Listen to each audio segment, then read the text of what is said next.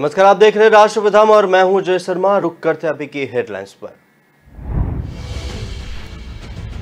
Samajwadi party के संस्थापक तथा संरक्षक मुलायम सिंह यादव का आज अंतिम संस्कार किया जाएगा। अंतिम संस्कार उनके पैतृक गांव सैफई में 3 बजे होगा।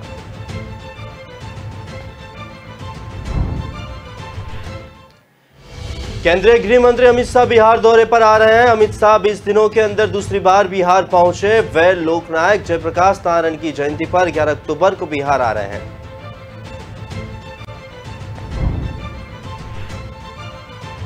कांग्रेस की भारत जोड़ो यात्रा को अब धीरे धीरे उसके राजनीतिक स्थानिकों का भी साथ मिलने लगा। खबर है कि राकांपा नेता शरद पवार महाराष्ट्र में राहुल गांधी और भारत जोड़ो यात्रा का स्वागत कर सकते हैं।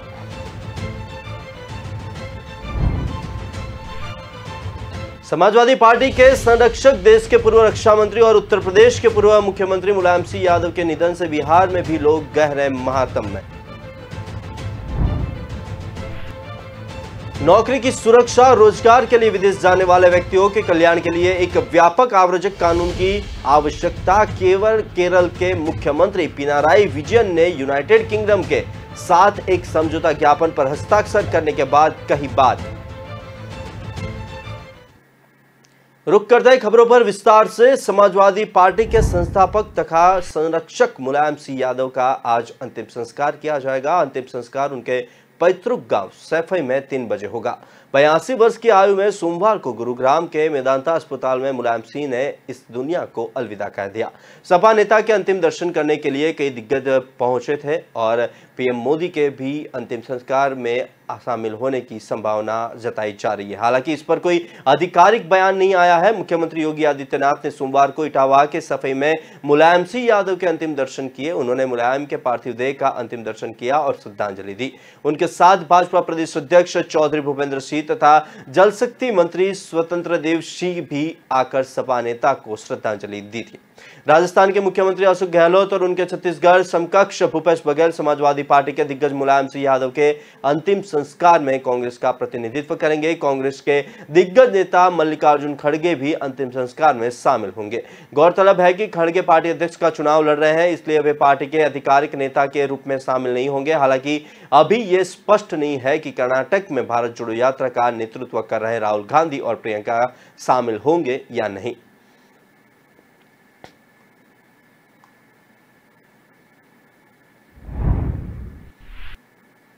मुलायम यादव के निधन पर सीएम नीतीश कुमार ने बिहार में एक दिन का राजनीतिक शोक घोषित किया है। सीएम नीतीश कुमार बुधवार को मुलायम सिंह यादव को श्रद्धांजलि देने उनके पैतृक गांव जाएंगे। वहीं मंगलवार को बिहार के उप मुख्यमंत्री तेजस्वी यादव अंतिम संस्कार कार्यक्रम में शामिल होने के लिए सैफई जाएंगे।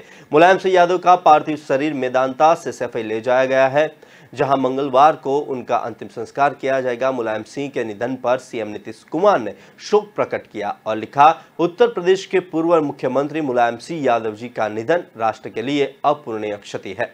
वे बड़े समाजवादी थे और वे देश के रक्षा मंत्री भी रहे हैं। वे गरीबों के अधिकारों के लिए लड़ने वाली प्रभावी आवाजों में से एक थे। नीतीश कुमार ने एक और ट्वीट किया और लिखा, उत्तर प्रदेश एवं देश के विकास में उनके महत्वपूर्ण योगदान को हमेशा याद किया जाएगा। उनसे हमारा व्यक्तिगत लगाव था। उनके निधन से मुझे काफी दुख पहुंचा है। ईश्वर उनकी आत्मा को शांति दे तथा उनके परिवारजनों को धैर्य धारण करने की दे।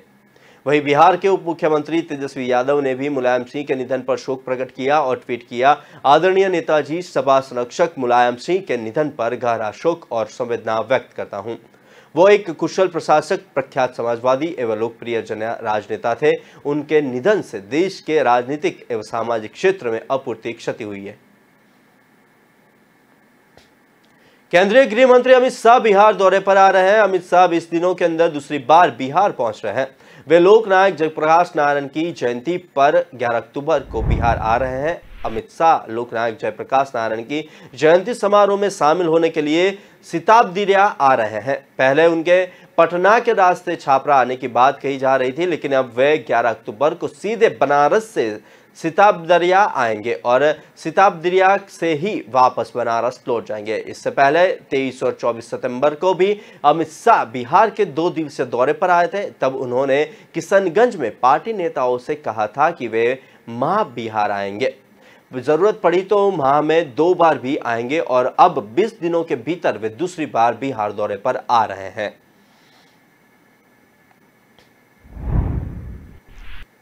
बिहार के डिप्टी सीएम तेजस्वी यादव ने सोमवार को बीजेपी सरकार पर एक बार फिर तीखा प्रहार किया। तेजस्वी यादव ने कहा कि देश में बेरोजगारी की हालत ऐसी हो गई है कि नरेंद्र मोदी चाय बेचकर प्रधानमंत्री बन गए और देश के युवा एमबीए करके बैठे हैं, मजबूरन उन्हें चाय बेचनी पड़ रही है। दरअसल मौका था दिल्ली के तालक टोका स्टेडियम में राष्ट्रीय जनता दल आरजेडी के 2 दिवसीय सम्मेलन के दूसरे दिन का। इस दौरान राष्ट्रीय परिषद की बैठक में लालू यादव को राष्ट्रीय अध्यक्ष घोषित किया गया। कार्यक्रम में तेजस्वी यादव ने बीजेपी सरकार पर जमकर निशाना साधा। तेजस्वी ने कहा कि देश के युवाओं की हालत खराब है, एमबीए पास बेरोजगार बैठे हैं, चाय बेचने पर मजबूर है। तेजस्वी यादव यही नहीं रुके, उन्होंने यह भी कहा कि नरेंद्र मोदी चाय बेचकर देश के प्रधानमंत्री बन गए। इससे पहले लालू प्रसाद यादव ने कहा था कि कांग्रेस समेत सभी राजनीतिक दल एक साथ एक मंच पर आए। इसके साथ ही लालू प्रसाद ने यह भी कहा था कि जो भी दल साथ नहीं आए तो वो जनता उन्हें माफ नहीं करेगी। देश के प्रधानमंत्री नरेंद्र मोदी जी 75 साल बाद कोई चाय के दुकान से प्रधानमंत्री बन गया। 75 साल में चाय के दुकान से देश के प्रधानमंत्री बन गए, लेकिन इन मोदी जी के 8 साल में, मोदी जी के इन 8 साल में एमबीए किया हुआ लड़का, इंजीनियरिंग किया हुआ लड़का चाय की दुकान पे पहुंच गया, पकौड़ा के दुकान पे पहुंच गया। कांग्रेस की भारत जोड़ो यात्रा को अब धीरे धीरे उसके राजनीतिक साथियों का भी साथ मिलने लगा है। खबर यह है कि राकंपा नेता शरद पवार महाराष्ट्र में राहुल गांधी और भारत जोड़ो यात्रा का स्वागत कर सकते हैं। ये यात्रा 9 नवंबर को महाराष्ट्र पहुंचेगी। बता दें, महाराष्ट्र में कांग्रेस राकंपा ने साथ मिलकर विधानसभा चुनाव लड़ा था। राहुल गांधी महंगाई, बेरोजगारी जैसे मुद्दों को लेकर भारत जोड़ो यात्रा निकाल रहे हैं, जो कन्याकुमारी से शुरू हुई है। यात्रा के दौरान 3500 किलोमीटर पैदल चलेंगे। वहीं राहुल गांधी ने तुमकुर जिले से पोचकट्टे से आज की भारत जोड़ो यात्रा शुरू की है। इस दौरान बड़ी संख्या में लोग उनके साथ है। भारत जोड़ो यात्रा के 32वें दिन कांग्रेस नेता राहुल गांधी ने कहा कि कुछ राजनीतिक दल युवाओं को गुमराह कर देश में नफरत फैलाने की कोशिश कर रहे हैं। यात्रा में रविवार को राहुल के साथ वरिष्ठ नेता सिद्धार्थ मैया और पार्टी के प्रदेश समिति के अध्यक्ष डीके शिव कुमार भी मौजूद थे। अपनी एक तस्वीर साझा करते हुए राहुल ने कहा कि ये युवा कह रहे हैं कि हमारे प्यारे भारत में नफरत के लिए कोई जगह नहीं है। कुछ साल पहले देश में ऐसा माहौल नहीं था जैसा कि आप है। युवा हमारे देश का भविष्य है। वे नफरत नहीं, प्रेम चाहते हैं, वे रोजगार चाहते हैं ताकि अपने परिवार और देश का भविष्य उज्जवल बना सके। कुछ राजनीतिक दल नफरत की राजनीति के लिए इन्हें बेरोजगार देखना चाहते हैं।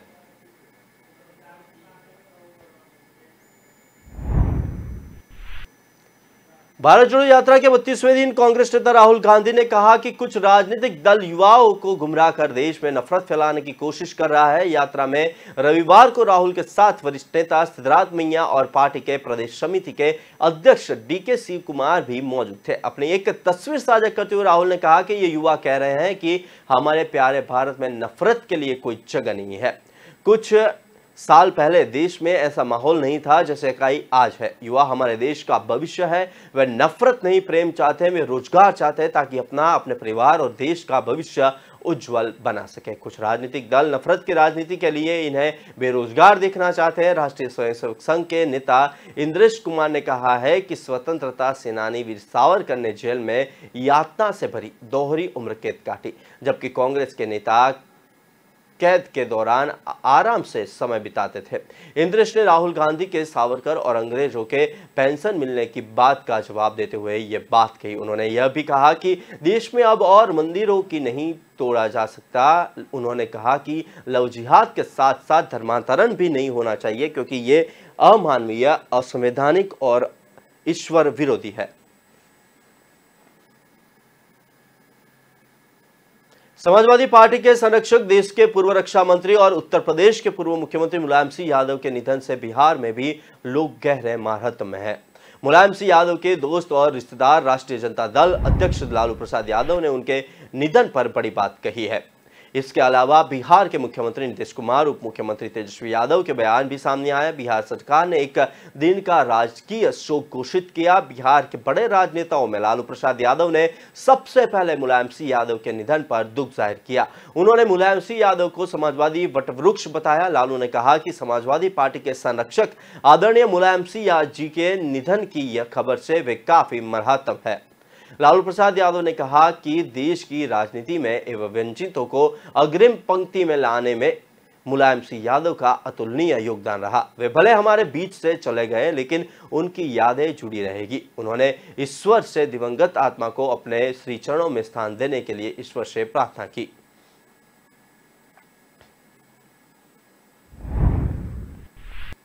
बिहार के मुख्यमंत्री नीतीश कुमार के साथ सोमवार को दिलचस्प वाकया हो गया। वह जनता दरबार में लोगों की शिकायतें सुन रहे थे। इसी दौरान एक शख्स ने देश का पीएम कैसा हो का नारा लगा दिया। इसके बाद नीतीश कुमार की प्रतिक्रिया देखने लायक थी। उन्होंने क्या कहा, ये हम आगे बता रहे हैं। दरअसल नीतीश कुमार ने साप्ताहिक सोमवारी जनता दरबार में आम लोगों की शिकायतें सुनी। इस दौरान आंगनबाड़ी केंद्रों से जुड़ी शिकायतें छाई रही।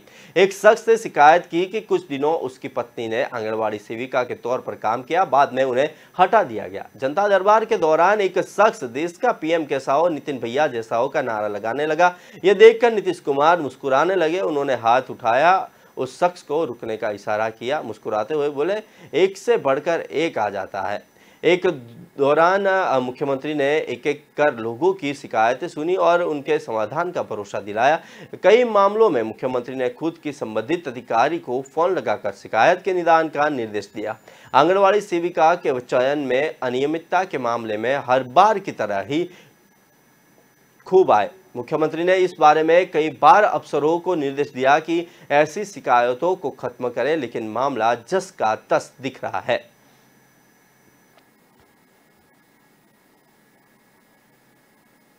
नौकरी की सुरक्षा और रोजगार के लिए विदेश जाने वाले व्यक्तियों के कल्याण के लिए एक व्यापक आव्रजक कानून की आवश्यकता है। केरल के मुख्यमंत्री पिनाराई विजयन ने यूनाइटेड किंगडम के साथ एक समझौता ज्ञापन पर हस्ताक्षर करते हुए ये बताया। मुख्यमंत्री कार्यालय की ओर से जारी एक बयान में कहा गया कि विजयन, जो अपने कुछ कैबिनेट सहयोगियों के साथ यूरोप के दौरे पर हैं, ने एक दिन पहले लंदन में आयोजित लोक केरल सभा के यूरोप के क्षेत्रीय सम्मेलन में समझौता ज्ञापन पर हस्ताक्षर किया। रविवार को जारी सीएमओ के बयान के अनुसार समझौता ज्ञापन पर हस्ताक्षर करने के बाद विजयन ने कहा कि नौकरी की सुरक्षा और रोजगार के लिए विदेश जाने वाले लोगों को कल्याण के लिए एक व्यापक आव्रजक कानून आवश्यक है। साथ ही उन्होंने यह भी कहा कि सभी को विदेश भेजने की राज्य सरकार की नीति नहीं है, बल्कि इसका उद्देश्य यहाँ के विकास के माध्यम से एक नया केरल बनाना है। कार्यक्रम में बोलते हुए मुख्यमंत्री ने कहा कि उनकी सरकार का उद्देश्य राज्य में शिक्षा क्षेत्र को और अधिक सशक्त बनाता है और केरल को उच्च शिक्षा का केंद्र बनाता है। बयान के अनुसार उन्होंने केरल के औद्योगिक क्षेत्र में अधिक रोजगार के अवसर पैदा करने के लिए अनिवासी भारतीयों के विचारों को समर्थन भी मांगा।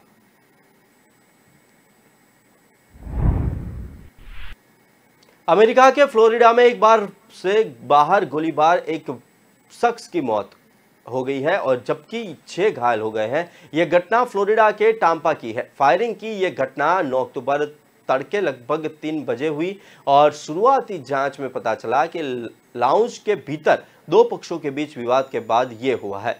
टाम्पा पुलिस ने जारी बयान में कहा कि 9 अक्टूबर को तड़के 3 बजे से पहले ही पुलिस को LIT cigar and Martini lounge के पास गोलीबारी की रिपोर्ट मिली। अधिकारी तुरंत घटनास्थल पर पहुंचे। गोली लगने से एक शख्स की मौत भी हो गई और जारी बयान में कहा गया कि इस घटना में 6 लोगों को गोली लगी है, जिसके 4 पुरुष और 2 महिलाएं हैं, जिनके पास के अस्पतालों में भर्ती कराया गया था और फिलहाल उनकी जान को कोई खतरा नहीं है। पुलिस का कहना है कि शुरुआती जांच से पता चला है कि लाउंज के भीतर 2 पक्षों के बीच विवाद हुआ था। इसके बाद इन दोनों पक्षों को लाउंज से बाहर निकाल दिया गया था, लेकिन विवाद बढ़ने पर इनमें से एक संदिग्ध अपने वाहन से बंदूक ले आया और उसने अंधाधुंध फायरिंग करनी शुरू कर दी है। पुलिस का कहना है कि इस मामले पर चश्मदीदों के बयान लिए जा रहे हैं। अभी तक कोई गिरफ्तारी नहीं की गई है। फिलहाल वक्त हुआ एक छोटे से ब्रेक का, लेते एक break.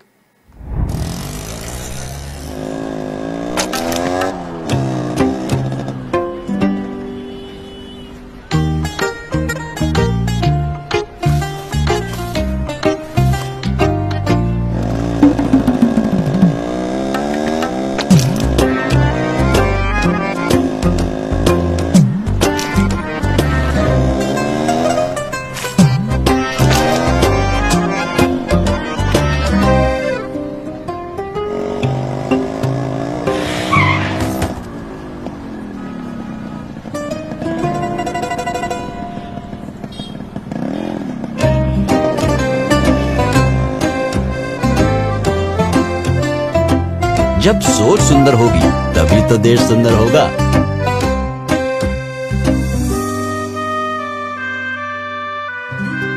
JSW Paints, think beautiful।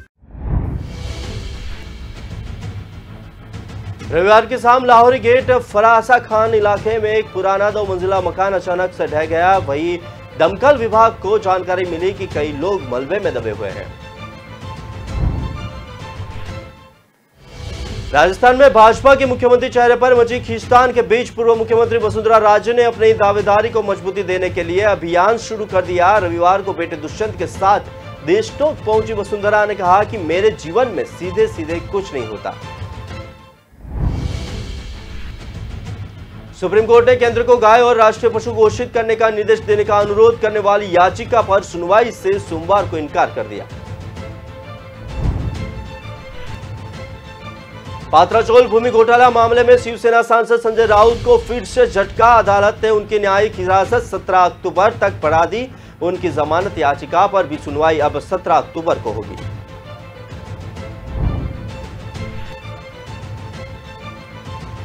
चुनाव आयोग ने शिवसेना का चुनाव चिन्ह तीर कमान फ्रीज करने के बाद उद्धव ठाकरे और एकनाथ शिंदे गुट को नए नाम जारी कर दिए हैं। उद्धव गुट को शिवसेना उद्धव बालासाहेब ठाकरे नाम और मसाल निशान दिया गया है। रुक करते हैं खबरों पर विस्तार से। रविवार की शाम लाहौरी गेट फसाक खाना इलाके में एक पुराना 2 मंजिला मकान अचानक से ढह गया। वहीं दमकल विभाग को जानकारी मिली और वो वहां पर पहुंचे, जिसके बाद दमकल विभाग एनडीआरएफ की टीम तुरंत मौके पर पहुंची और रेस्क्यू ऑपरेशन शुरू करा। एनडीआरएफ ने कुल 9 लोगों को रेस्क्यू कर बाहर निकाला, जिनका हॉस्पिटल में इलाज चल रहा है। उन अन्य 3 लोगों की अब तक इस हादसे में मौत हो चुकी है। रविवार की शाम दिल्ली के लाहौरी गेट इलाके में एक बड़ा हादसा हुआ। फरास खाना इलाके में एक पुराना 2 मंजिला मकान ढह गया। शाम 7 बजे के आसपास दमकल विभाग को मकान गिरने के साथ ही कई लोगों की दबे होने की सूचना मिली थी और दमकल विभाग की कई टीमें और एनडीआरएफ के एक दस्ते को मौके पर बुलाया गया था, जिसके बाद तेजी से घटनास्थल पर स्थानीय लोगों की मदद से रेस्क्यू ऑपरेशन शुरू किया गया। रेस्क्यू ऑपरेशन कई लोगों को रेस्क्यू कर बाहर निकाला गया है। एनडीआरएफ और दमकल विभाग ने देर शाम 9 लोगों को रेस्क्यू कर बाहर निकाला था। सभी 9 लोगों को LNJP अस्पताल में भर्ती करवाया गया था। वहीं इस हादसे में जो लोग घायल हुए उनके नाम अमारा, नीलोफर, इमरान और साथ में अशोक और साथ में सैयद जिसान और विपिन का भी नाम शामिल है। रात भर एनडीआरएफ द्वारा रेस्क्यू ऑपरेशन चलाया गया था और काफी मलबे को हटाने के बाद 2 शवों को बाहर भी निकाला गया, जो इसी घर के सदस्यता बताए गए हैं। और मृतक लोगों की संख्या कुल 3 है, जिसमें 4 साल की मासूम बच्ची खुशी भी है। परिवार के सदस्य ने बताया कि तकरीबन 7 बजे के आसपास इस हादसे की जानकारी उनको मिली थी और रात में उनकी माताजी और उनके मौसा जी के शव को मलबे के अंदर से बाहर निकाला गया।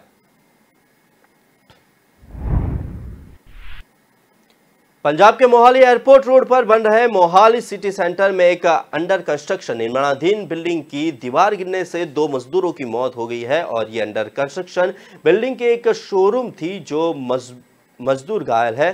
पुलिस ने रविवार को ये जानकारी दी थी। मलबे के नीचे कुल 8 मजदूर दब गए थे। हालांकि उनको बाहर निकालने के बाद अस्पताल में भर्ती कराया गया है। पुलिस ने मामले की जांच शुरू कर दी है। रूपनगर रेंज पुलिस ने ट्वीट किया। डीआईजी रूपनगर रेंज ने व्यक्तिगत रूप से मोहाली में सिटी सेंटर की इमारत ढहने के रेस्क्यू ऑपरेशन की निगरानी की। 2 शवों और 2 घायलों को निकाला गया और अस्पताल भेजा गया। प्राथमिकी दर्ज की गई है और जांच शुरू की गई है। पुलिस ने मामले में सख्त कानूनी कार्रवाई का आश्वासन दिया है। इधर दिल्ली के लाहौरी गेट के पास रविवार शाम 2 मंजिला इमारत के ढह जाने के बाद एक छोटी बच्ची की मौत हो गई है। पुलिस के मुताबिक शाम करीब 7:30 बजे हुई इस घटना में 4 वर्षीय बच्ची की मौत हुई है। दिल्ली पुलिस ने कहा कि लोकनायक जयप्रकाश नारायण अस्पताल में 10 लोगों को भर्ती कराया गया है, जिनमें से लड़की की मौत हो गई है। 2 और व्यक्तियों के बचाव के साथ इमारत से रेस्क्यू करने वालों की कुल संख्या 11 हो गई है। राजस्थान में भाजपा के मुख्यमंत्री चेहरे पर मची खींचतान के बीच पूर्व मुख्यमंत्री वसुंधरा राजे ने अपनी दावेदारी को मजबूती देने के लिए अभियान शुरू कर दिया है। रविवार को बेटे दुष्यंत के साथ देशटोक पहुंची वसुंधरा ने कहा कि मेरे जीवन में सीधे सीधे कुछ नहीं होता, संघर्ष करना पड़ता है। करणी माता का आशीर्वाद मुझे मिल गया है, आगे क्या काम भी सफल हो जाएगा। वसुंधरा राजे ने बेटे दुष्यंत के साथ विशेष हेलीकॉप्टर में देशनोक पहुंची और करणी माता मंदिर के आधा घंटा पूजा की। दर्शन के बाद जनसंवाद कार्यक्रम में उन्होंने कार्यकर्ताओं से मुलाकात की। उनके कहा कि महाराजा गंगा सिंह जब भी करणी माता का आशीर्वाद लेने जाते थे तब सफेद चूहा देखने के बाद ही आगे बढ़ते थे। उनका काम सफल होता था। माता का आशीर्वाद आज मुझे भी मिल गया है। जब भगवान का आशीर्वाद साथ है तो रास्ते में कौन खड़ा हो सकता है। वसुंधरा ने इस दौरान गहलोत सरकार पर हमारा बोला। उन्होंने कहा कि 4 साल में राजस्थान की जनता के साथ विश्वासघात हुआ है। जनता ने अपने काम के लिए चुना था, लेकिन आपने तो ज्यादातर समय कुर्सी बचाने में ही निकाल दिया है। सब्र का फल मीठा होता है। जल्द ही प्रदेश में समय बदलने के वाला है।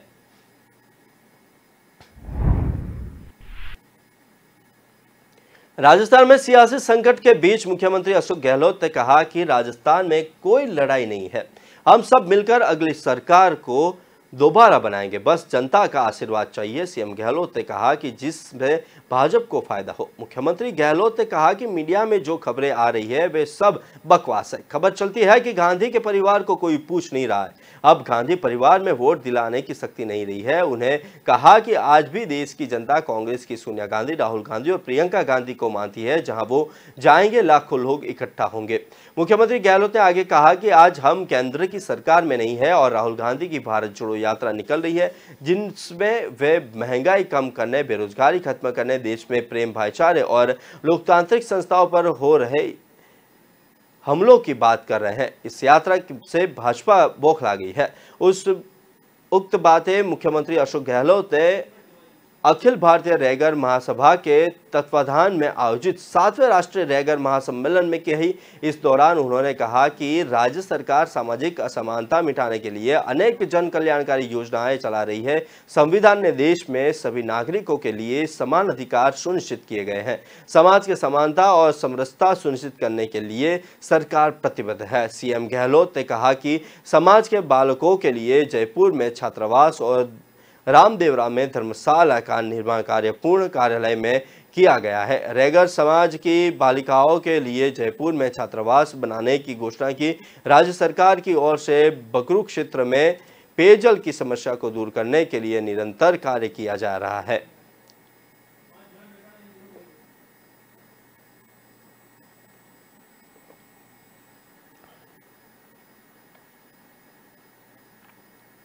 सुप्रीम कोर्ट ने केंद्र को गाय को राष्ट्रीय पशु घोषित करने का निर्देश देने का अनुरोध करने वाली याचिका पर सुनवाई से सोमवार को इनकार कर दिया। न्यायमूर्ति एस के कौल और न्यायमूर्ति अभय एस ओका ने याचिकाकर्ता से पूछा कि इसके कौन सा मौलिक अधिकार प्रभावित हो रहा है। पीठ ने कहा कि क्या यह अदालत का काम है? आप ऐसी याचिकाएं दायर ही क्यों करते हैं कि हमें उस पर जुर्माना लगाना पड़े? कौन से मौलिक अधिकार का उल्लंघन हुआ? चूंकि आप अदालत आए हैं तो क्या हम नकारात्मक नतीजे की परवाह किए बिना ये करें? याचिकाकर्ता की ओर से पेश हुए वकील ने न्यायालय में कहा कि गौ संरक्षा बहुत महत्वपूर्ण है। पीठ ने वकील को आगाह किया कि वे जुर्माना लगाएगी, जिसके बाद उन्होंने याचिका वापस ले ली और मामले को खारिज कर दिया। शीर्ष न्यायालय गैर सरकारी संगठन गौवंश सेवा सदन तथा अन्य की एक जनहित याचिका पर सुनवाई कर रहा था, जिसमें केंद्र को गाय को राष्ट्रीय पशु घोषित करने का निर्देश देने का अनुरोध किया गया था।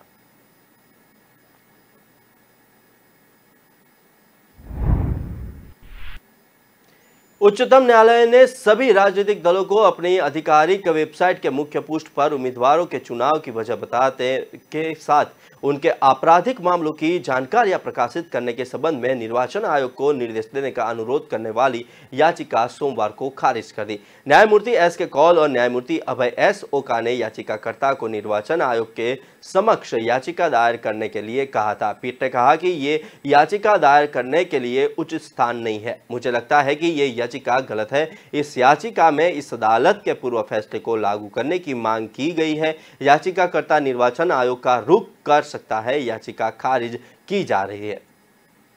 वकील अश्विनी कुमार उपाध्याय द्वारा दायर याचिका में भारत निर्वाचन आयोग को ये निर्देश देने का अनुरोध किया गया है कि प्रत्येक नेता वेबसाइट के अलावा इलेक्ट्रॉनिक्स, प्रिंट और सोशल मीडिया पर जानकारियां प्रकाशित करे और इन निर्देशों का उल्लंघन करने वाली पार्टी के अध्यक्ष के खिलाफ अपमानना का मुकदमा दायर किया जाए। याचिका में दावा किया गया है कि समाजवादी पार्टी द्वारा उत्तर प्रदेश के कैराना विधानसभा क्षेत्र से कथित गैंगस्टर नाहिद हसन को प्रत्याशी बनाने के बाद ये याचिका दायर की गई है। इसमें कहा गया है कि पार्टी ने न तो हसन के आपराधिक रिकॉर्ड इलेक्ट्रॉनिक्स, प्रिंट या सोशल मीडिया पर प्रकाशित किया और न ही उन्हें प्रत्याशी बनाने की वजह बताई।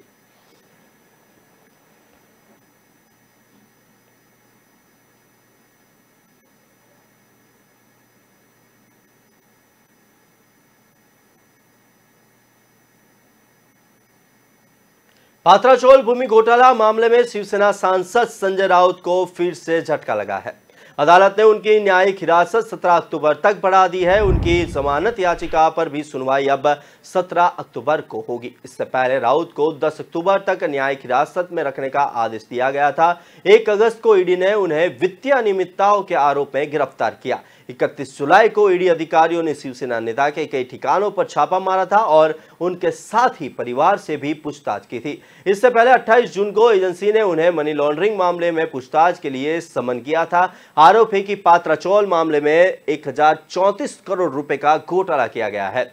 संजय राउत की पत्नी का भी नाम इस घोटाले से जुड़ा हुआ है। ईडी ने उन्हें भी पूछताछ के लिए समन भेजा था। संजय राउत महाराष्ट्र के पूर्व मुख्यमंत्री उद्धव ठाकरे के निकटतम सहयोगी माने जाते हैं। सूत्रों ने बताया था कि छापे के दौरान ईडी ने उनके घर से 11 लाख रुपए कैश जब्त किए थे।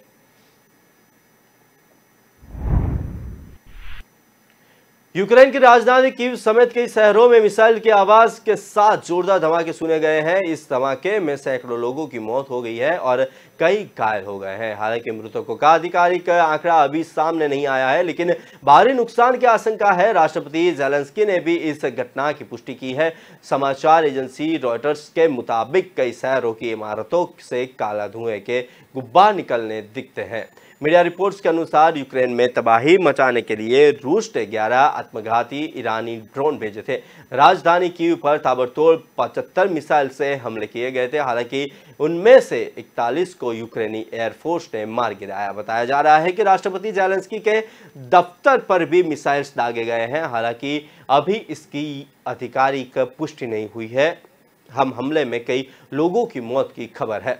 यूक्रेन के राष्ट्रपति ज़ेलेंस्की ने कहा कि पूरे यूक्रेन में हुए विस्फोटों में कई लोग मारे गए और घायल हुए हैं। ज़ेलेंस्की ने कहा कि रूस हमें नष्ट करने और पृथ्वी के चेहरे से मिटा देने की कोशिश कर रहा है। वही यूक्रेन की राजधानी कीव के मेयर विटाली क्लिट्स्को ने कहा कि सेवचेस्कीवस्की, जिसे में कई विस्फोट हुए हैं, ये इलाका राजधानी कीव के केंद्र में है। वही समाचार एजेंसी AFP ने बताया कि विस्फोट स्थानिक समय अनुसार सुबह 8:15 के आसपास हुआ।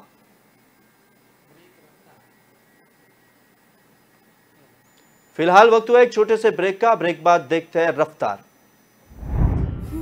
बस शुरू करने की बात है, फिर सपने बोलते हैं क्या करना है, किसके साथ आगे बढ़ना है, जो कहीं नहीं मिलता उसे कहाँ ढूंढना है।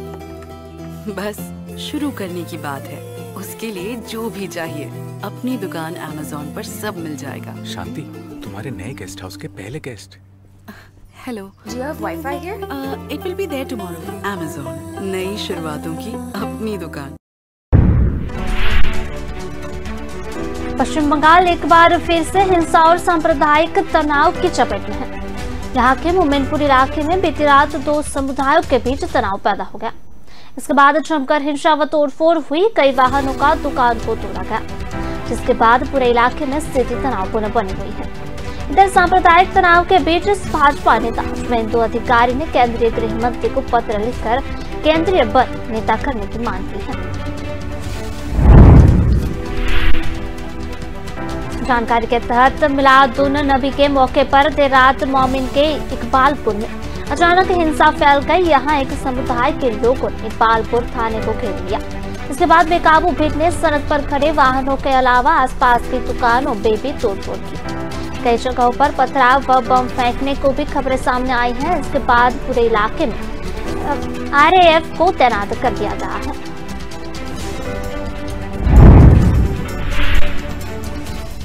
मोमिनपुर में फैली हिंसा व तनाव के बाद भाजपा नेता डॉक्टर सुकांत मजुमदार ने अपने ट्विटर हैंडल पर एक वीडियो शेयर किया है। इस वीडियो में कई वाहन सड़क पर पड़े दिखाई दे रहे हैं। उन्होंने तंज कसते हुए लिखा है कि एक शांतिप्रिय समुदाय द्वारा अपने त्योहार मिलादुन्नबी को मनाते हुए हिंदुओं की दुकानों व बाइकों को तोड़ा गया।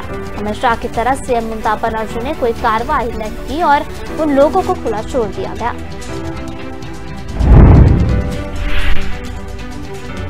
राहुल गांधी महंगाई, बेरोजगारी जैसे मुद्दों को लेकर भारत छोड़ो यात्रा पर निकल रहे हैं, जो कन्याकुमारी से शुरू हुई है और जम्मू कश्मीर में खत्म होगी। कांग्रेस के कई नेता यात्रा के दौरान 3500 किलोमीटर पैदल चले।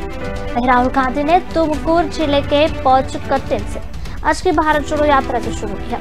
इस दौरान बड़ी संख्या में लोग उनके साथ हैं। भारत छोड़ो यात्रा के 32वें दिन कांग्रेस नेता राहुल गांधी ने कहा कि कुछ राजनीतिक दल युवाओं को गुमराह कर देश में नफरत फैलाने की कोशिश कर रहे हैं। यात्रा में रविवार को राहुल के साथ वरिष्ठ नेता सिद्धरमैया और पार्टी के प्रदेश समिति के अध्यक्ष डीके शिव कुमार भी मौजूद थे।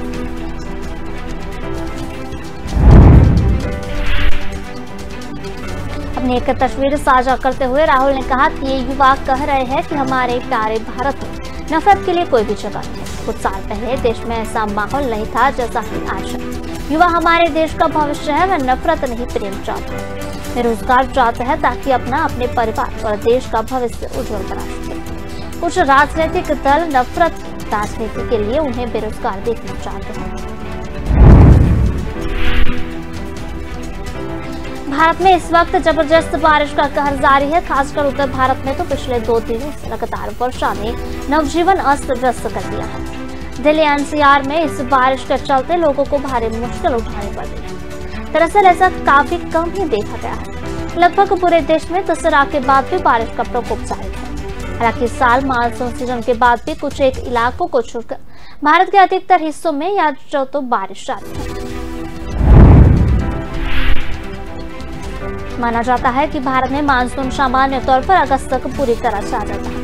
इसके बाद सितंबर मध्य में इसकी वापस लौटने की प्रक्रिया भी शुरू हो जाती है। मानसून के इस लौटने की प्रक्रिया को मानसून विड्रॉल यानी कि निकासी कहते हैं। राजस्थान से मानसून के लौटने की तारीख पारंपरिक तौर पर 17 सितंबर से मानी जाती है। इस दौरान बारिश खत्म होने के साथ ही नमी में कमी दर्ज की जाती है और देश के उत्तर पश्चिमी हिस्सों में भी बारिश का धीरे धीरे कम होना जारी रहता है।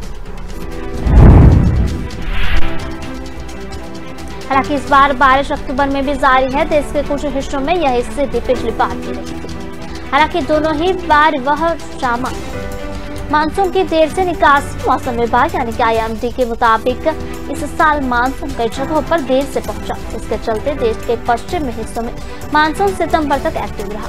इसी सक्रियता का असर मानसून के लौटने की प्रक्रिया पर पड़ा है।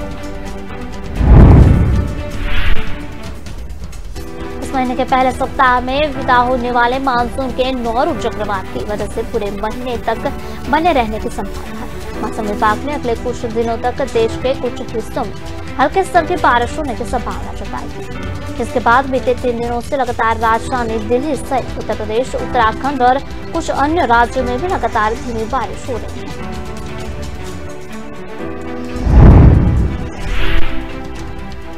मौसम विभाग ने अपनी वेबसाइट पर उन राज्यों के बारे में बताया है जहां आने वाले कुछ दिनों में बारिश होने या इसके जारी रहने के अनुमान है। भारतीय मौसम विभाग के मुताबिक उत्तराखंड, पूर्वी उत्तर प्रदेश, पश्चिम उत्तर प्रदेश, पश्चिमी मध्य प्रदेश, तटीय आंध्र प्रदेश, केरल, असम, अरुणाचल प्रदेश, सिक्किम के साथ ही बिहार में तेज तूफान के साथ बारिश की आशंका है। सिक्किम में भारी बारिश के चलते तर्क प्रदेश के कई जगह भूस्खलन हुए, जिससे गंगटोक और पश्चिम बंगाल के बीच सड़क संपर्क भी टूट गया। एक वरिष्ठ अधिकारी के अनुसार पूर्वी सिक्किम में सिंगतम और रकपो के बीच 2 स्थानों 19 माइल और 20 माइल पर राष्ट्रीय राजमार्ग 10 पर बड़े बड़े बोल्डर जाम हो गए।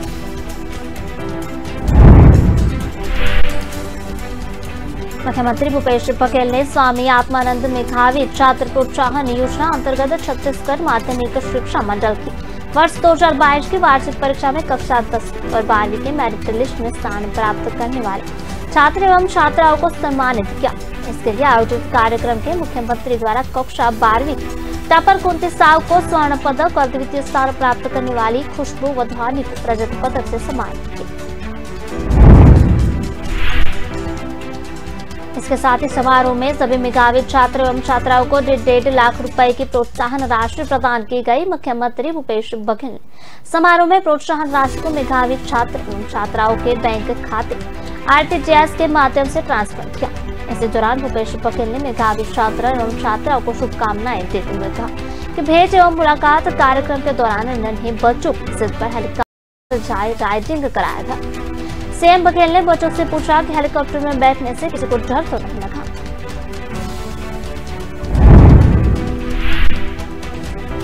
शिक्षा मंत्री प्रेमसाय सिंह टेकाम ने कहा कि मुख्यमंत्री की पहल पूरे देश में पहली बार मेधावी छात्र एवं छात्राओं को हेलीकॉप्टर राइडिंग का अवसर मिला। मुख्यमंत्री की यह पहल पूरे देश के लिए अनुकरणीय है। शिक्षा मंत्री ने कहा कि शिक्षा के जरिए हम भावी जीवन की चुनौतियों के लिए तैयार होते हैं। उन्होंने कहा कि मंडल के सराहनीय कार्य से राज्य के अन्य विद्यार्थियों को प्रेरणा मिलेगी और अधिक से अधिक विद्यार्थी उच्च शिक्षा के लिए अग्रसर होंगे। छत्तीसगढ़ के मुख्यमंत्री भूपेश बघेल ने बीते 2 दिनों तक कलेक्टर कॉन्फ्रेंस ली है और इस दौरान पहले दिन जिला कलेक्टर और पुलिस अधीक्षकों से चर्चा की, जहां जिला स्तर पर विभिन्न शासकीय योजनाओं के क्रियान्वयन और लक्ष्य को पूरा करने में आ रही दिक्कतों पर चर्चा हुई। वहीं पुलिस अधीक्षकों से कानून व्यवस्था के साथ ही अपराध नियंत्रण पर चर्चा की गई। दूसरे दिन जिला कलेक्टरों के साथ ही संभाग व राज्य स्तर के अधिकारियों की कार्य योजना पर बातचीत करते हुए योजनाओं की समीक्षा की गई।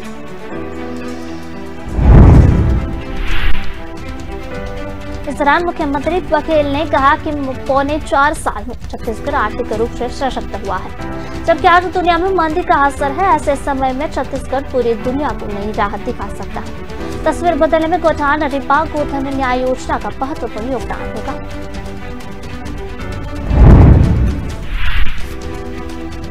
कलेक्टर कॉन्फ्रेंस से दूसरे दिन मुख्यमंत्री बघेल ने अधिकारियों को संबोधित करते हुए कहा कि राज्य में बीते पौने 4 साल के दौरान अनेक नवाचार हुए हैं, जिससे हर वर्ग को लाभ मिला है। राज्य की जनता के बीच शासन प्रशासन को लेकर विश्वास बढ़ा है। राज्य सरकार के प्रति और प्रशासनिक अमले को लेकर लोगों की धारणा में सकारात्मक बदलाव आया है। छत्तीसगढ़ में महात्मा गांधी के ग्राम स्वराज की अवधारणा को योजनाओं के जरिए लागू किया जा रहा है।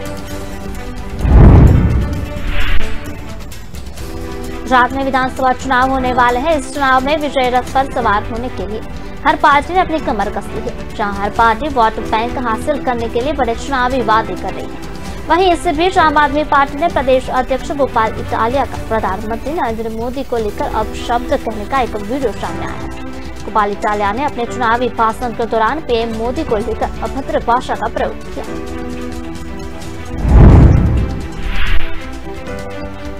भाजपा नेता अमित मालवीय ने इस संबंध में अपने आधिकारिक ट्विटर हैंडल पोस्ट किया है। इसमें आपकी गुजरात की इकायुक्त ने अध्यक्ष ने पीएम मोदी के गुजरात दौरे को नौटंकी बताया है। साथ ही उन्हें पीएम के लिए अपशब्द का प्रयोग करते हुए भी सुना जा सकता है। गोपाल इटालिया इसमें यह कहते हुए भी दिख रहे हैं कि क्या कभी पहले किसी प्रधानमंत्री ने इस तरह की नौटंकी की है।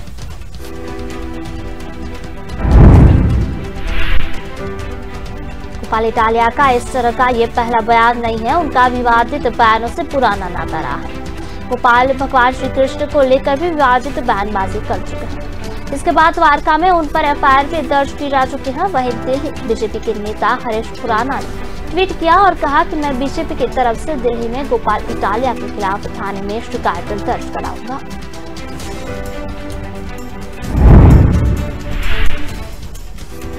सुप्रीम कोर्ट के न्यायाधीश न्यायमूर्ति हेमंत गुप्ता ने सेवानिवृत्त होने से पहले कर्नाटक हिजाब विवाद पर बड़ा फैसला आ सकता है। जानकारी के मुताबिक शीर्ष अदालत इसी सप्ताह इस चर्चित मामले पर अपना फैसला सुनाने की तैयारी है। दरअसल सुप्रीम कोर्ट में कर्नाटक उच्च न्यायालय के उस फैसले को चुनौती दी गई है, जिसके तहत शैक्षणिक संस्थानों में हिजाब प्रतिबंध को बरकरार रखा गया था। मामले में सुनवाई के दौरान याचिकाकर्ताओं की ओर से पेश वकीलों ने जोर देकर कहा था कि मुस्लिम लड़कियों को कक्षाओं में हिजाब पहनने से रोकने से उनकी पढ़ाई खतरे में पड़ जाएगी, क्योंकि उन्हें कक्षा में जाने से रोका जा सकता है। वहीं कुछ वकीलों ने इस मामले को 5 सदस्यीय संविधान पीठ के पास भेजने का भी गुजारिश की थी। राज्य सरकार का तर्क था कि कर्नाटक सरकार का फैसला धार्मिक रूप से तटस्थ था। कर्नाटक के उच्च न्यायालय ने 15 मार्च को उडुपी में government pre university girls college की मुस्लिम छात्राओं द्वारा दायर याचिकाकर्ताओं पर खारिज कर दिया था, जिसमें उन्होंने कक्षा के भीतर हिजाब पहनने की अनुमति मांगी। वहीं अदालत ने कहा था कि हिजाब इस्लाम में अनिवार्य धार्मिक प्रथा का हिस्सा नहीं है। इसके बाद उच्च न्यायालय के फैसले पर चुनौती देते हुए उच्चतम न्यायालय में कई याचिका दायर की गई थी। मनी लॉन्ड्रिंग मामले में गिरफ्तार महाराष्ट्र के पूर्व मंत्री अनिल देशमुख जमानत पर ग्रहण लग सकता है। दरअसल बॉम्बे हाईकोर्ट के आदेश को चुनौती देने के लिए प्रवर्तमान निदेशक यानी कि ईडी ने सुप्रीम कोर्ट को रोक दिया है। बता दें कि बॉम्बे हाईकोर्ट ने मनी लॉन्ड्रिंग मामले में देशमुख को 4 अक्टूबर को जमानत दे दी थी। जमानत 1 लाख रुपए के मुचलके पर दी गई। हालांकि यह जमानत ईडी के केस में मिली थी, इसलिए वे अभी सीबीआई वाले मामले में फिलहाल जेल में हैं। बता दें कि ईडी की जांच के बाद नवंबर 2021 में देशमुख को गिरफ्तार कर लिया गया था, जिसके बाद से वे न्यायिक हिरासत में हैं। ईडी ने अनिल देशमुख पर उगाही के आरोप लगाए हुए मामला दर्ज किया था। ईडी के अनुसार देशमुख ने मुंबई के विभिन्न बार और रेस्तरां से करीब 4.7 करोड़ रुपए एकत्रित किए। इसके साथ ही आरोप है कि देशमुख ने गलत तरीके से अर्जित धन को नागपुर स्थित साइंस शिक्षण संस्थान को मुहैया कराया।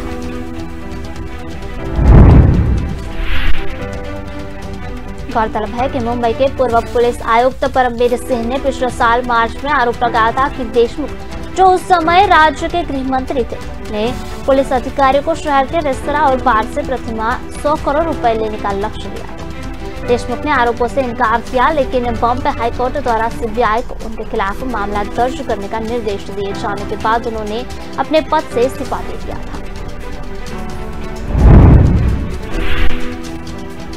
आखिरकार बंगाल की सत्तारूढ़ तृणमूल कांग्रेस की ममता बनर्जी सरकार बांग्ला मातृ योजना नाम को बदलने का फैसला लेना पड़ा।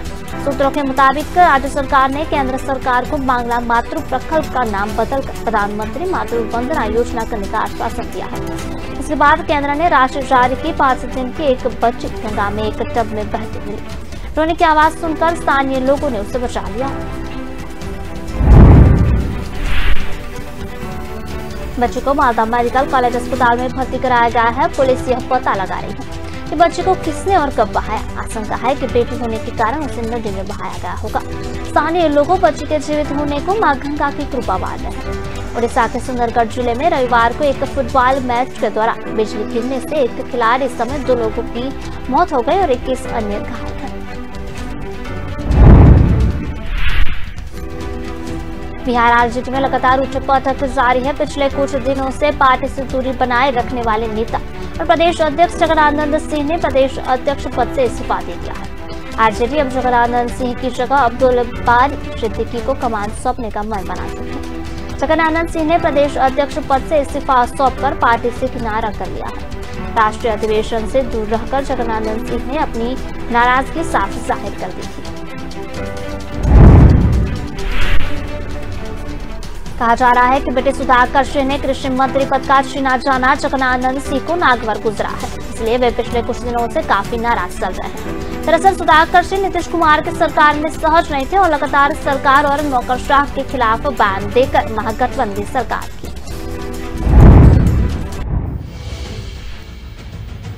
तेलंगाना के सीएम और टीआरएस अध्यक्ष चंद्रशेखर राव की नई पार्टी भारत राष्ट्र समिति विवाद में फिर गिर गई। हाल ही में केसीआर ने अपनी पार्टी का नाम तेलंगाना राष्ट्र समिति से बदलकर भारत राष्ट्र समिति किया। राज्यसभा सांसद और आप गुजरात के सहप्रभारी राघव चड्ढा राजकोट एयरपोर्ट पर पहुंचे और वहां आपके national joint secretary Indranil Rajguru और आम आदमी पार्टी के कार्यकर्ताओं ने राघव चड्ढा का एयरपोर्ट पर गर्मजोशी से स्वागत किया। छत्तीसगढ़ के मुख्यमंत्री भूपेश बघेल अपनी प्रदेश व्यापी भेंट मुलाकात कार्यक्रम के तहत आज कबीरधाम जिले के कवर्धा विधानसभा क्षेत्र पहुंचे, जहां कवर्धा के सुदूर वनांचल गांव झमझला में और नगर पंचायत सहरसपुर लोहारा में आमजनों से सीधा संवाद किया।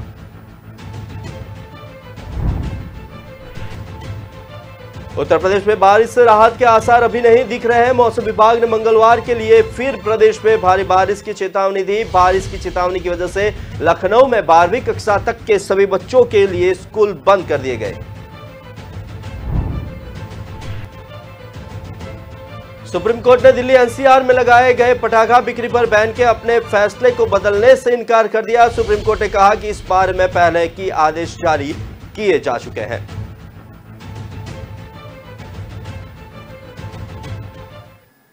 रुक करते हैं खबरों पर विस्तार से। चुनाव आयोग ने शिवसेना का चुनाव चिन्ह तीर कमान फ्रीज करने के बाद उद्धव ठाकरे और एकनाथ शिंदे गुट को नए नाम जारी कर दिए हैं। उद्धव गुट को शिवसेना उद्धव बाला साहेब ठाकरे नाम और मशाल निशान दिया गया है। वहीं शिंदे गुट को बाला साहेब ची शिवसेना नाम मिला है। शिंदे का मांगा गया निशान गदा उन्हें नहीं दिया गया। चुनाव आयोग ने इसे धार्मिक प्रतीक माना है। शिंदे को नया निशान चुनने को कहा गया है। महाराष्ट्र के शिवसेना से उद्धव ठाकरे और एकनाथ शिंदे गुट ने मुंबई के अंधेरी पूर्व सीट पर उपचुनाव के लिए चुनाव चिन्ह इलेक्शन कमीशन को सौंप दिए गए हैं। आयोग ने शिवसेना के सिंबल तीर कमान का फ्रीज कर दिया है। दोनों गुटों ने आयोग को 3 नाम और चिन्ह दिए थे। चुनाव आयोग ने अंधेरी पूर्व उपचुनाव में शिवसेना के नाम और चुनाव चिन्ह की इस्तेमाल पर अंतरिम रोक लगा दी थी। आयोग ने चुनाव चिन्ह के लिए दोनों गुटों को सोमवार तक का समय दिया था। उद्धव ठाकरे ने जानकारी दी थी कि उपचुनाव के लिए उन्होंने चुनाव आयोग को 3 नाम और 3 निशान के विकल्प दिए थे।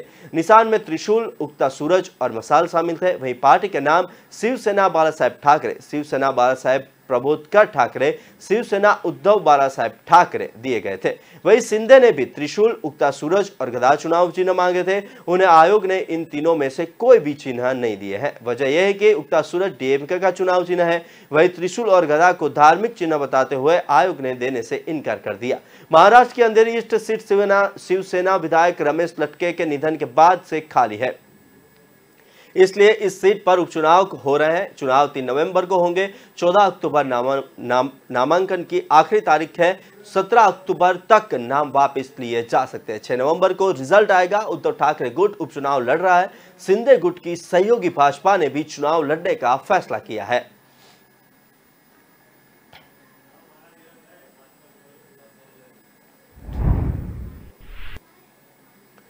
मुंबई के अंधेरी ईस्ट में होने वाले उपचुनाव के लिए चुनाव आयोग ने शिवसेना के दोनों गुटों एकनाथ शिंदे गुट और उद्धव ठाकरे गुट के लिए एक नामों का ऐलान कर दिया है। वही चुनाव चिन्ह अभी केवल उद्धव गुट को मिला है। चुनाव आयोग ने एकनाथ शिंदे गुट को बाला साहेब ची शिवसेना नाम दिया है। गौरतलब है कि शिंदे गुट का दिए गए चुनाव चिन्ह के तीनों विकल्पों को आयोग ने खारिज कर दिया है। ऐसे में शिंदे गुट को एक बार फिर चुनाव चिन्हों के नए विकल्प देने होंगे। मुख्यमंत्री शिंदे ने ट्वीट कर कहा कि आखिरकार बाला साहेब ठाकरे के मजबूत हिंदुत्ववादी विचारों की जीत हुई है। हम बाला साहेब के विचारों के उत्तराधिकारी हैं। भारत के चुनाव आयोग ने आप शिवसेना के शिंदे गुट को बाला साहेब जी नाम आवंटित किया। नए नाम के विकल्प के तौर पर शिंदे गुट ने चुनाव आयोग को शिवसेना नाम दिया था। वहीं चुनाव निशान के लिए शिंदे गुट ने गदा, उगता सूरज और त्रिशूल में से कोई एक दिए जाने की मांग की थी। वहीं चुनाव आयोग द्वारा चुनाव चिन्ह के 3 विकल्प और नए नाम मांगे जाने पर दोनों गुटों ने शिवसेना नाम की मांग की थी। दोनों गुटों की समान मांग को देखते हुए चुनाव आयोग ने दोनों ही गुटों का यह नाम नहीं दिया है। नाम के अलावा चिन्ह के लिए विकल्पों में त्रिशूल और उगता सूरज की दोनों गुटों ने मांग की थी। शिंदे गुट ने अपने विकल्पों के तौर पर गदा, उगता सूरज और त्रिशूल में से कोई एक चिन्ह मांगा था। अब एकनाथ शिंदे गुट से कहा गया है कि वे 11 अक्टूबर की सुबह 10 बजे तक अपने पसंद के 3 नए चुनाव चिन्ह बताए। उसी आधार पर आगे फैसला होगा।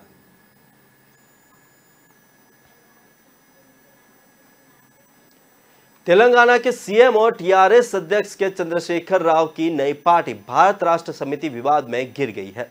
हाल ही में केसीआर ने अपनी पार्टी का नाम तेलंगाना राष्ट्र समिति टीआरएस से बदलकर भारत राष्ट्र समिति बीआरएस किया था, लेकिन अब बीआरएस पर भारत का गलत नक्शा दिखाने का आरोप लगा है। दरअसल तेलंगाना के निजामाबाद से बीजेपी सांसद अरविंद धर्मपुरी ने ट्विटर पर पार्टी का पोस्टर शेयर किया है, जिसमें आधा कश्मीर गायब है। बीआरएस के पोस्टर में तेलंगाना सीएम के चंद्रशेखर राव भारत के नक्शे के बीच खड़े नजर आ रहे हैं। बीजेपी सांसद का आरोप है कि केसीआर की पार्टी ने भारत के नक्शे को गलत दिखाया है। ये भारत के संविधान और अखंडता का अपमान है। भाजपा सांसद ने लिखा कि भारतीय संविधान के अनुच्छेद 1 में देश का क्षेत्र परिभाषित किया गया है। पूरा जम्मू और कश्मीर भारत का हिस्सा है। पीओके को भारत के नक्शे से हटाकर केसीआर की पार्टी पाकिस्तान का समर्थन कर रही है। बीजेपी के ओबीसी मोर्चा के राष्ट्रीय मंत्री डॉक्टर पार्थ सारथी ने भी इस मसले पर रिएक्शन दिया है। उन्होंने सोशल मीडिया पर लिखा, यह देश का नेता नहीं बल्कि देशद्रोही है।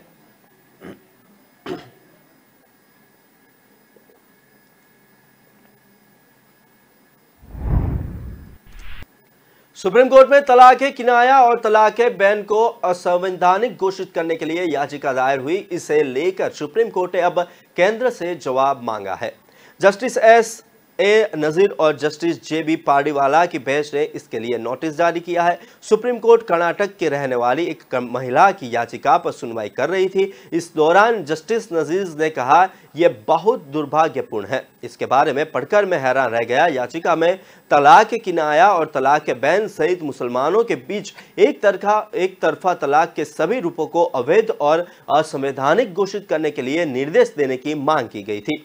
सुप्रीम कोर्ट ने 22 अगस्त 2017 को केवल 3 तलाक बोलकर शादी तोड़ने को असंवैधानिक बताया। तलाक के बिद्दत कही जाने वाली इस प्रक्रिया पर अधिकतर मुस्लिम उलेमाओं ने भी कहा था कि ये कुरान के मुताबिक नहीं है। कर्नाटक के रहने वाले डॉक्टर सईदा अमरीन की अक्टूबर 2020 में शादी हुई थी। कुछ महीने बाद उसका पति और ससुराल वाले दहेज के लिए प्रताड़ित करने लगे, लेकिन जब सईदा के पिता ने दहेज देने से मना कर दिया तो उसके पति ने उसे तलाक किनाया तलाक बैन दे दिया। याचिकाकर्ता ने अपनी याचिका में कहा कि ऐसी प्रथाएं न केवल महिला की गरिमा के खिलाफ है बल्कि संविधान के अनुच्छेद 14, 15, 21 और 25 का उल्लंघन करती है। याचिका में कहा गया कि इन शब्दों को किनाया शब्द कहा जाता है, यानी अस्पष्ट शब्द या अस्पष्ट स्वरूप से कुछ कहा जाना। जैसे मैंने तुम्हें आज़ाद किया, अब तुम आज़ाद हो, तुम ये रिश्ता मुझ पर हराम है, अब तुम मुझसे अलग हो गए हो। 3 तलाक की तरह ही तलाक किनाया तलाक बैन में भी एक ही बार में बोलकर लिखित रूप में भेजकर तलाक दिया जाता है।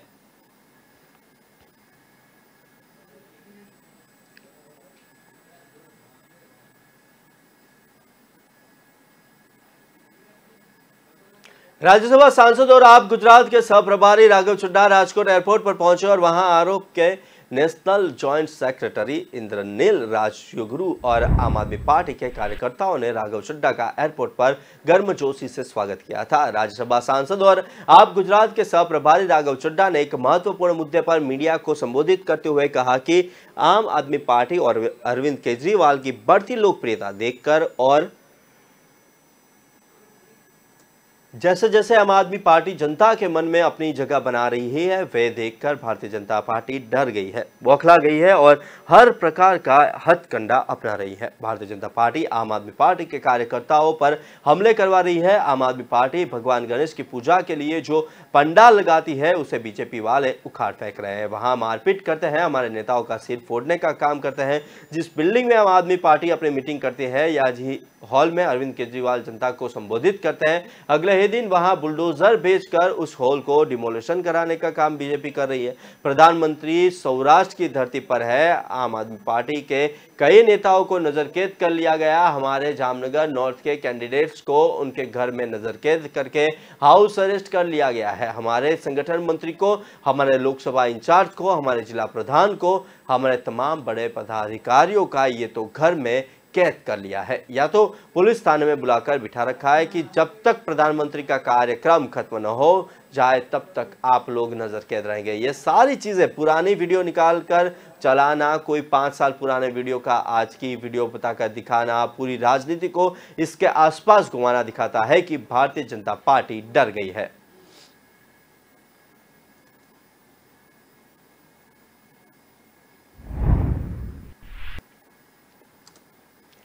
दिल्ली आबकारी घोटाला मामले में केंद्रीय जांच ब्यूरो ने बड़ी कार्रवाई की है। सीबीआई ने इस मामले में एक और गिरफ्तारी की है। सीबीआई ने अभिषेक बोहनपल्ली को गिरफ्तार किया। अभिषेक को कोर्ट में पेश किया जाएगा। सीबीआई के अधिकारियों ने इस बारे में जानकारी दी है। उन्होंने बताया कि अभिषेक बोहनपल्ली कथित तौर पर दक्षिणी भारत के कुछ शराब कारोबारियों के लिए काम करता था। उसे रविवार को पूछताछ के लिए बुलाया गया था। अधिकारियों ने बताया कि सीबीआई ने पाया कि वे कुछ महत्वपूर्ण सवालों से बच रहा था, जिसके बाद उसे देर रात गिरफ्तार कर लिया गया। इससे पहले आम आदमी पार्टी के नेता विजय नायर को सीबीआई ने गिरफ्तार किया था। इस मामले में दिल्ली के डिप्टी सीएम मनीष सिसोदिया भी आरोपी है। बता दें कि सीबीआई ने मनीष सिसोदिया समेत 8 आरोपियों के खिलाफ कुछ लुकआउट सर्कुलर नोटिस जारी किया है। एफआईआर ने कुल 9 लोग नामजद है, जिनमें से सिर्फ पेरनोड रिकॉर्ड के पूर्व उपाध्यक्ष मनोज राय के खिलाफ लुकआउट सर्कुलर जारी नहीं किया गया है। आरोपियों में ओनली मच लाउडर के पूर्व सीईओ विजय नागर, ब्रिटको स्पिरिट्स के मालिक अमनदीप ढल, इंडो स्पिरिट के मालिक सुमीर महेंद्रू, बड़ी रिटेल के निर्देशक अमित अरोड़ा, राधा इंडस्ट्रीज के Dinesh Arora, proprietorship firm Mahadev liquors के सन्नी मारवार शामिल है। आरोपियों में अर्जुन रामचंद्र पिल्लई और अर्जुन पांड्यन भी शामिल है। और सीबीआई ने दिल्ली आबकारी नीति घोटाले में नामजद दिल्ली के उप मुख्यमंत्री मनीष सिसोदिया समेत सभी आरोपियों के खिलाफ लुकआउट सर्कुलर जारी किया। इन सभी के देश छोड़ने पर रोक लगा दी गई है।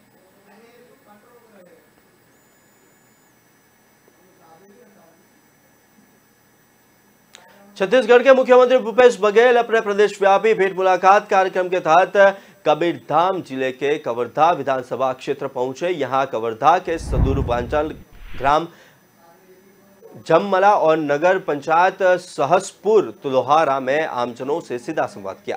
इस कार्यक्रम में सीएम बघेल ने कई बड़ी घोषणाएं की है। मुख्यमंत्री ने भेंट मुलाकात में लोगों से सीधा संवाद कर राज्य सरकार की प्राथमिकता में शामिल Swami Atmanand English medium school और मेडिकल कॉलेज खोलने की घोषणा की है। इस दौरान सीएम बघेल ने राजीव गांधी किसान न्याय योजना, ऋण माफी योजना और गोधन न्याय योजना, राजीव गांधी भूमिहीन ग्रामीण कृषि मजदूर न्याय योजना, मुख्यमंत्री सुपोषण अभियान, मुख्यमंत्री हाट बाजार योजना समेत अन्य योजनाओं के क्रियान्वयन की जानकारी दी है। साथ ही इन योजनाओं पर लोगों ने फीडबैक भी लिया। मुख्यमंत्री बघेल ने सहसपुर लोहारा में आयोजित कार्यक्रम में जिले के विकास के लिए कई सौगातें दी। उन्होंने जिले में मेडिकल कॉलेज खोलने के साथ ही जलमला में नया ग्राम पंचायत भवन, ग्राम जलमला के हाई स्कूल और कन्या आश्रम में बाउंड्री वॉल निर्माण, ग्राम जलमला में मंदिर से लेकर आंगनबाड़ी भवन तक और टावर से लेकर हाई स्कूल भवन तक घोषणा की है। भेंट मुलाकात के लिए जलमला पहुंचे मुख्यमंत्री ने पितराही के शिव मंदिर में पूजा अर्चना की, प्रदेशवासियों की सुख समृद्धि की कामना की। झलमला में भेंट मुलाकात कार्यक्रम में पहुंचने पर आदिवासी नर्तक दल ने पारंपरिक लोक नृत्य के साथ मुख्यमंत्री का भव्य स्वागत किया।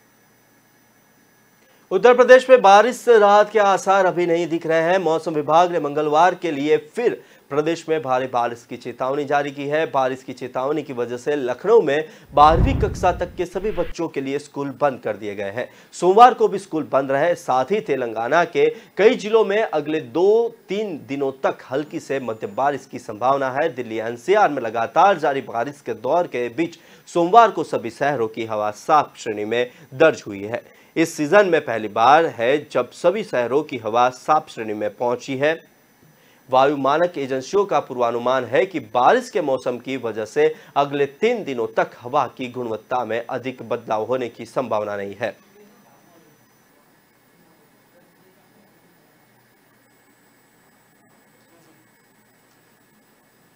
फिलहाल खबरों में बस इतना ही, लेकिन विस्तार से खबरें पढ़ने के लिए आप हमारे वेबसाइट का भी प्रयोग कर सकते हैं। हमारी वेब का पता है www.kalamkartavya.com। हमारी कलम ही हमारा कर्तव्य के उद्देश्य के साथ देश और दुनिया की खबरों को आप राष्ट्रप्रथम के साथ देखते रहिए। नमस्कार।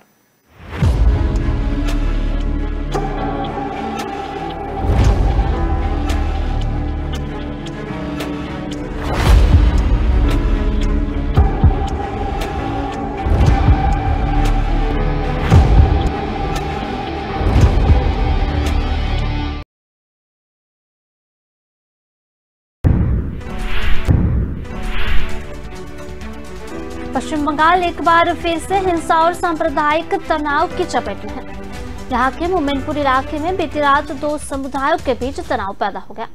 इसके बाद जमकर हिंसा व तोड़फोड़ हुई, कई वाहनों का दुकान को तोड़ा गया, जिसके बाद पूरे इलाके में स्थिति तनावपूर्ण बनी हुई है। इधर सांप्रदायिक तनाव के बीच भाजपा नेता शुभेंदु अधिकारी ने केंद्रीय गृह मंत्री को पत्र लिखकर केंद्रीय बल नेता करने की मांग की है।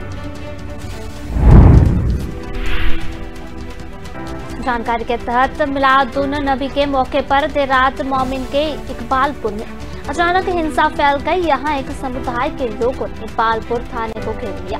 इसके बाद बेकाबू भीड़ ने सड़क पर खड़े वाहनों के अलावा आसपास की दुकानों में भी तोड़फोड़ की। कई जगहों पर पथराव व बम फेंकने को भी खबरें सामने आई हैं। इसके बाद पूरे इलाके में RAF को तैनात कर दिया गया है।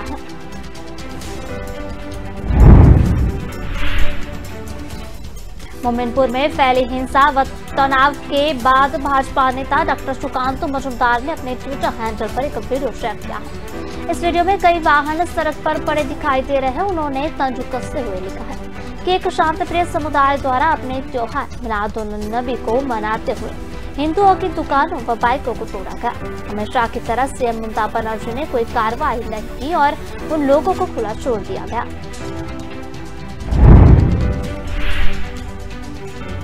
राहुल गांधी